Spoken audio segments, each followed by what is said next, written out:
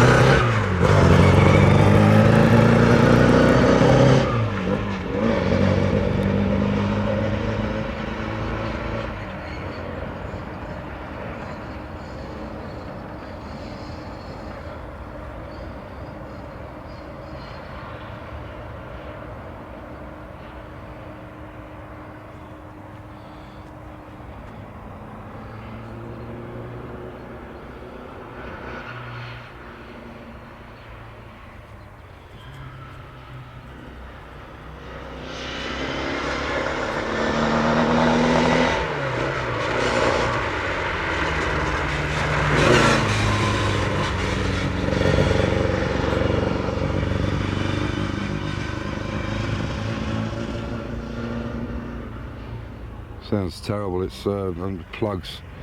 Unfortunately, we've broken the top engine stabilizer bar, so we're going to have to abort it, unfortunately. That's what it is. That's racing. That's track day cars for you. Anyway.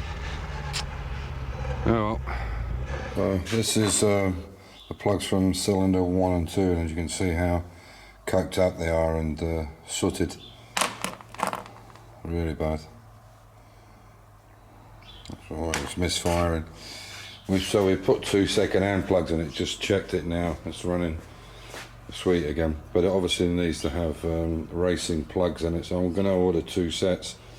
And I'm talking to Paul Jeffries that built the engines for me, and there's one with 4 electrodes on it. They're quite expensive, but what I'll do is get 2 sets, because he did mention to me, when you're going to go racing, you know, have a second set once you started the engine up and got it up to temperature, put the racing, and you get better performance. But second, the biggest problem we had, well, it was running terribly, but the other problem we had was, unfortunately, the stabilizer from here to here, the bolt in the block there sheared, so we're going to try and get that out now. And what I'd done is even though I'd beefed up this, I made this top stabilizer bracket myself. Because of this system here, this dry decking, so that the water goes straight through the head, keep it cooler.